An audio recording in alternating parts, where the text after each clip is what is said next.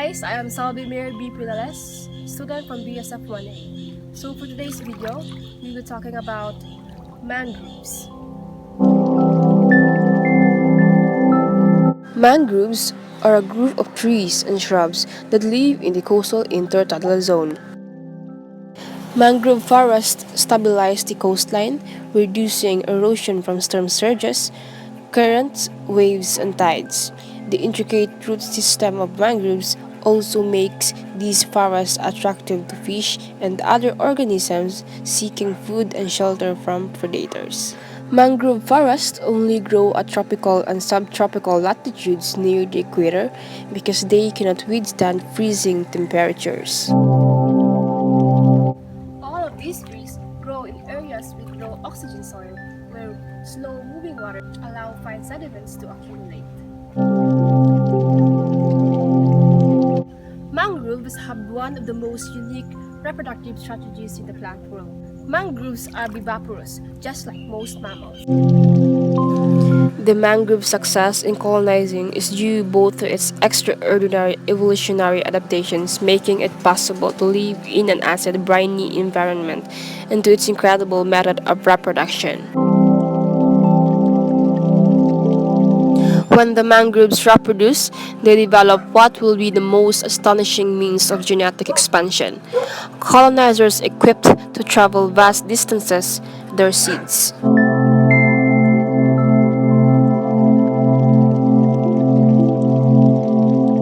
The mangrove seeds germinate when they are still on the branches. They're shaped like arrows, and that is their first tactic. When they are sufficiently developed, they fall from the tree and the sharp tip often sticks into the mud. In that way, a new tree has been planted and can begin to grow.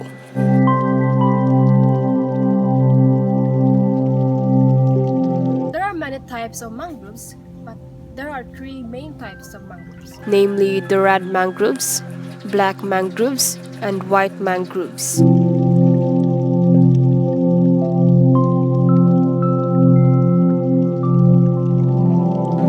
Mangroves are clusters of diverse trees and shrubs that grow in tidal coasts. These tangle of groves, which are salt-tolerant, stabilize the coastline, reduce erosion from storm surges, currents, waves, and tides.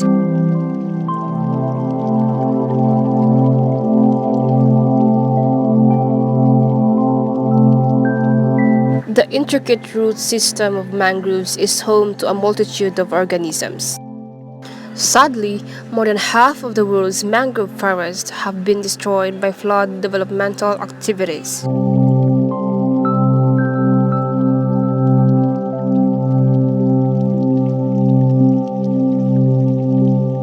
Yet all is not lost. It is possible to reverse this damage and restore these vital biodiversity vaults. Small but significant efforts are sprouting up, regenerating the forest of the seashores, which is home to many mangroves, the guardians of the coast.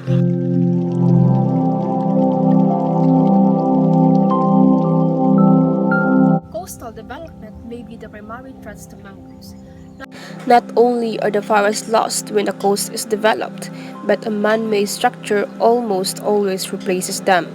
The structure examples are hotel, desalination plant, coal-fired power plant, nuclear plant, port facility, marina, cruise ship dock, inevitably brings with it associated issues of altered hydrology, erosion, and pollution.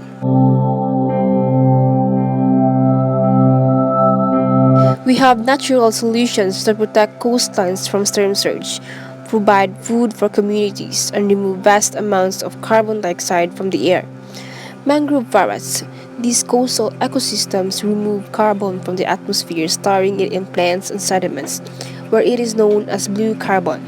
These are some of the most carbon-rich ecosystems on Earth, but when they are degraded or destroyed, their carbon stores are released as carbon dioxide and contribute to global climate change. Here are two ways that you can protect mangrove forests for the planet and for future generations. First is to plant your own mangrove tree with seed trees. Each mangrove planted will help sequester the carbon dioxide and help reduce global heating. And lastly, use your voice. Help educate others by sharing this vlog to your friends, to your family, and to the rest of the world.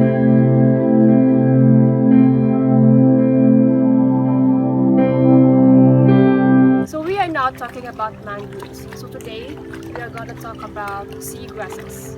Luckily, I can be able to demonstrate or show you seagrasses because it's currently high tide right now. Have you ever wondered what are seagrasses?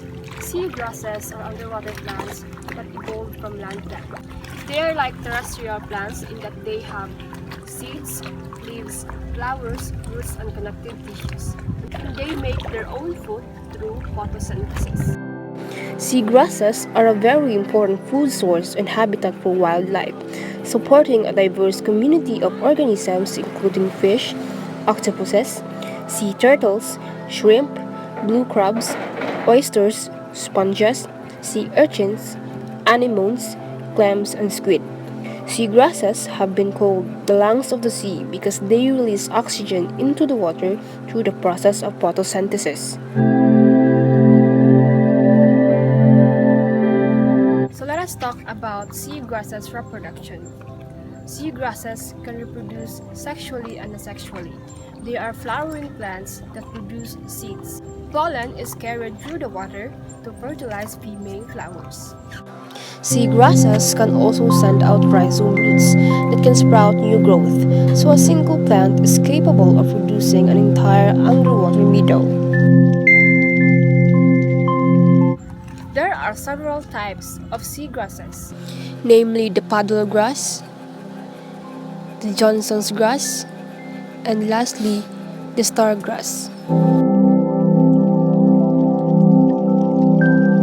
Incredibly, seagrass captures carbon up to 35 times faster than tropical rainforests, making it a vital ally in our efforts to combat climate change. These beautiful underwater meadows also slow down marine currents. These trap sediments and even marine plastics, which reduces coastal erosion and improves water quality. Thousands of species depend on seagrass for food and shelter. The cleverly adapted pipefish uses its excellent camouflage to blend in with the gently swaying leaves, and the small spotted cat shark uses the safety of the meadows as a nursery ground.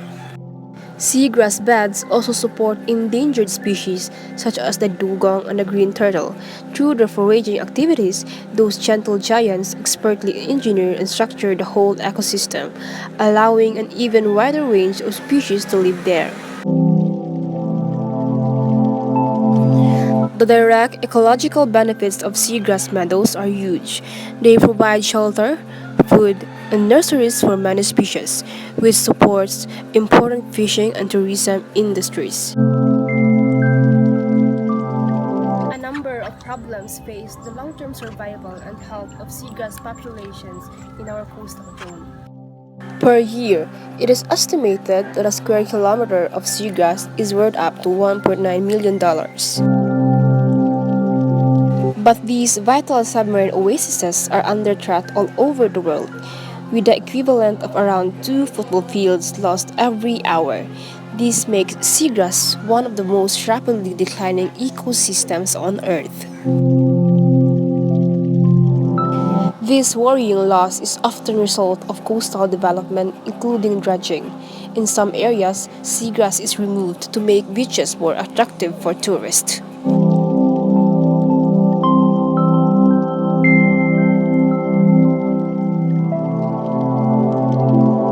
Worldwide, seagrasses are experiencing all 5 of the most serious threats to ocean life: overexploitation, physical modification, nutrient and sediment pollution, introduction of non-native species, and climate change.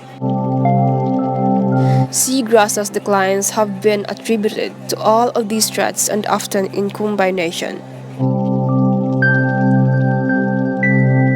By collecting, cultivating, and planting 1 million seagrass seeds, this pioneering project demonstrates that it is possible to restore this crucial habitat to fight back against climate change.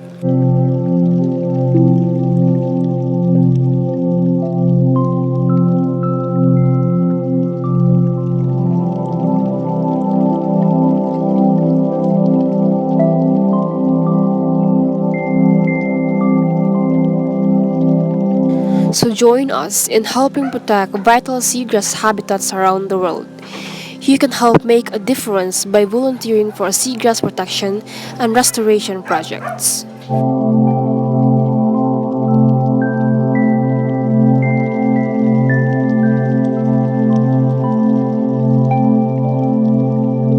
The more we learn about seagrass, the more we realize just how vital these species-rich carbon-capturing meadows around our coastlines are to the health of the ocean and the planet. It is in all of our interests that they recover and thrive.